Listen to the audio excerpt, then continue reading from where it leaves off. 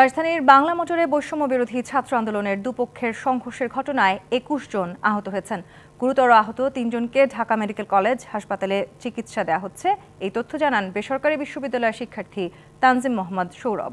সন্ধ্যা ৭টায় ঢাকা মেডিকেলের সামনে সংবাদ সম্মেলনে তিনি জানান, সোমবার রাত ১০টায় যাত্রাবাড়িতে হামলার ঘটনায় বিচারের দাবিতে বাংলা মোটরে দুপুর ২:৩০টায় শান্তিপূর্ণ অবস্থান নেওয়া হয়। এ সময় এক পর্যায়ে দুপক্ষের মধ্যে বাকবিতণ্ডা তৈরি হয়, পরে হামলার ঘটনা ঘটে। তিনি বলেন, ঘটনার পর জানা যায় এর পেছনে আশিকুর রহমান নামের একজন জড়িত। পরে ঢাকা মেডিকেল থেকে বাংলা মোটরের উদ্দেশ্যে মিছিল নিয়ে যান শিক্ষার্থীরা।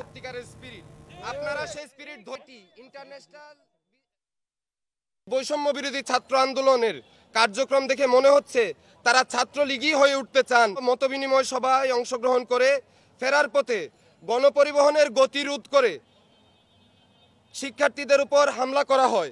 এতে হাফেজ নাঈম হামিদ পৃথু, মোহাম্মদ বাদশাহ, সাব্বির, জুবায়ের, মাসুদ সহ আরও অনেকে আহত হন।